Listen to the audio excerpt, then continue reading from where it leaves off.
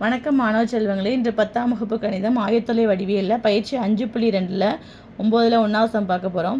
கொடுக்கப்பட்ட புள்ளிகள் செங்கோண முக்கோணத்தை அமைக்கும் என காட்டுக. மேலும் பித்தாகரஸ் தேற்றத்தை நிறைவு செய்யுமா என ஆராய்க. A வந்து 1, -4, B 2, -3 மற்றும் C 4, -7. பித்தாகரஸ் தேற்றத்தை பயன்படுத்தாமல் சொல்லியிருக்காங்க. A கொடுத்துட்டாங்க, B கொடுத்துட்டாங்க, C கொடுத்துட்டாங்க. இப்போ வந்து பார்த்துங்க, சாய்வு ஃபார்முலா எழுதிக்கிங்க. சாய்வு m = y2 - y1 / x2 - x1. First ஏபியை வச்சு சாய்வு கண்டுபிடிக்க போகிறோம். அப்புறம் பிசியை வச்சு சாய்வு கண்டுபிடிக்க போகிறோம். அடுத்தது சிஏ வச்சு சாய்வு கண்டுபிடிக்க போகிறோம். இங்கே பாருங்கள் பார்ப்போம். ஏபியின் சாய்வு ஃபஸ்ட்டு ஒரு கணக்கு சொல்கிறேன்ப்பா, அதை வச்சு தான் மற்ற கணக்கு எல்லாமே. ஏவோட புள்ளி எழுதிக்கிங்க, பியோட புள்ளி எழுதிக்கிங்க. x1 y1 x2 y2. m = y2 என்ன இருக்குது, -3 எழுதியாச்சு. அடுத்தது ஃபார்முலாவில் உள்ள மைனஸ் எழுதியாச்சு. அடுத்தது y1 என்ன இருக்குது, -4 பை திருப்பி x2 என்ன இருக்குது, 2. ஃபார்முலாவில் என்ன இருக்குது, மைனஸ் எழுதிக்கிங்க. x1 வந்து 1, -3 அப்படியே எழுதியாச்சு. மைனஸ் இன்ட்டு மைனஸ் ப்ளஸ் 4, 2ல் 1 பேசினா 1. பெரிய எண்ணிலிருந்து சிறிய எண்ணை கழித்து பெரிய எண்ணின் குறியை போட வேண்டும். அப்போ என்ன இது, 4ல் -3 பேசினா 1. 1/1, 1 1ஆல் என்ன தான் கிடைக்கும், 1. அடுத்தது பாருங்கள், பிசியின் சாய்வு கண்டுபிடிச்சிருக்காங்களா? அதே மாதிரி பிசியோட புள்ளி எழுதிக்கிறீங்க.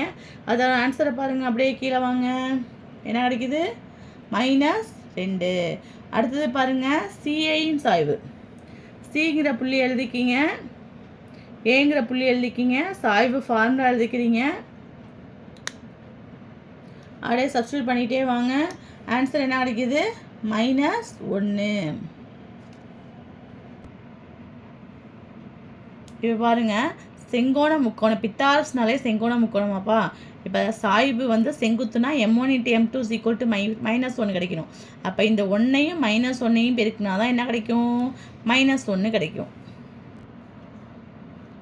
ஏபியின் சாய்வு இன்ட்டு சிஏயின் சாய்வு. நான் என்ன சொன்னேன், இது ரெண்டுத்தையும் பெருக்கினா -1ங்கிறதுனால ஏபியின் சாய்வையும் சிஏயின் சாய்வையும் பெருக்கிறோம். -1 கிடச்சிச்சு. இரு புள்ளிகளுக்கு இடைப்பட்ட தொலைவு என்னது, d = √(x2 - x1) + y2 - y1 இது 9th நம்ம படிச்சிருக்கோம்.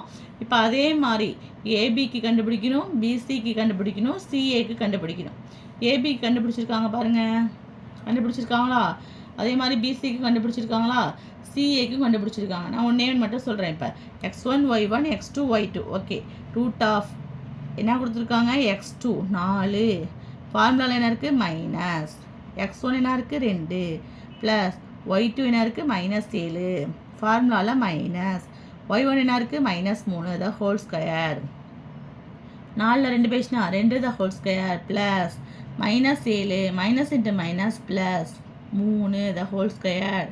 2. பெரிய எண்ணிலிருந்து சிறிய எண்ணை கழித்து பெரிய எண்ணின் குறியை போட வேண்டும்.